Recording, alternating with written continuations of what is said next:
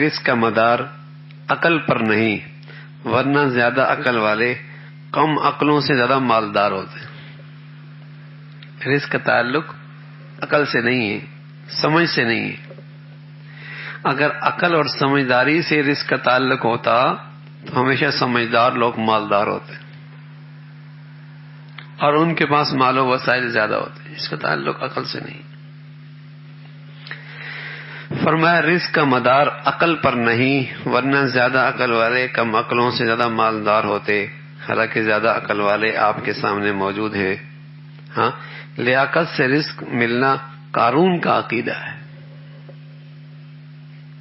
سنو بھائی سنو، لیاقت سے رزق ملنا قارون کا عقیدہ ہے۔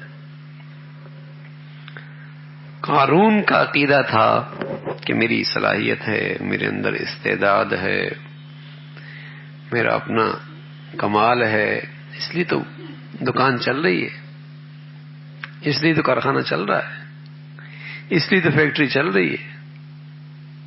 یہ قارون کا عقیدہ ہے۔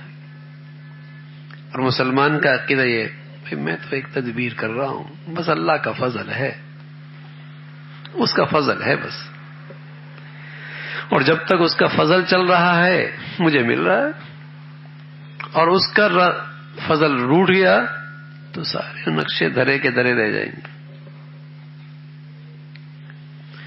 دونوں ہوٹلز کی بریانی بالکل ایک ذائقے کی ہوتی ہیں، ایک پہ رش لگا ہوتا ہے اور ایک کے پاس مکھیاں بیٹھی ہوتی ہیں۔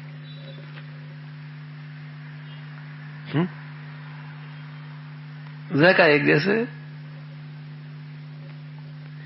تو اس کا تعلق لیاقت سے نہیں ہے، عقل سے نہیں ہے، صرف مقدر اور اللہ کے فضل سے۔ اس لیے ہمیشہ اللہ کے فضل کو لینے کی تدبیر زیادہ کی جائے۔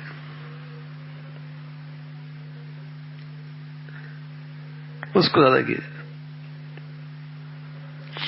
فرمایا رزق کا مدار عقل پر نہیں، ورنہ زیادہ عقل والے کم عقلوں سے زیادہ مالدار ہوتے، حالانکہ زیادہ عقل والے آپ کے سامنے موجود ہیں۔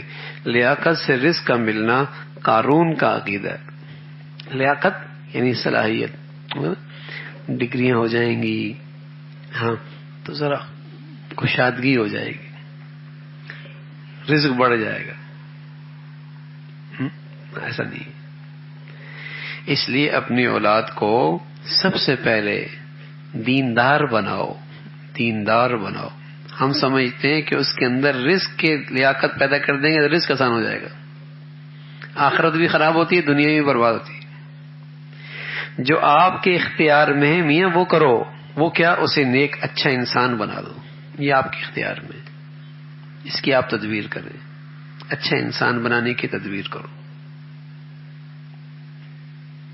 اسے نیک صحبت دو، نیک ماحول دو، نیک زندگی میں رکھو، یہ آپ کی تدبیر کرو۔ یہ باقی رزق وہ اللہ کے اختیار میں، وہ آپ کے اختیار میں نہیں۔ یہ اللہ تعالیٰ کی حکمت ہے، جب انسان کسب کرتا ہے تو اس میں اللہ تعالیٰ اثر دے دیتے ہیں، ورنہ اس کے کسب کو بذات کوئی دخل نہیں۔ یہ اللہ کی سنت ہے، اللہ رب العزت محنت سے نتیجہ دے دیتے ہیں، ورنہ محنت کا اس دینے میں کوئی اثر نہیں، بذات دیتا اللہ ہی ہے، دیتا اللہ ہی۔ ورنہ کتنے لوگ محنت کرتے ہیں اور وہی محنت کرتے نہیں ہو رہا۔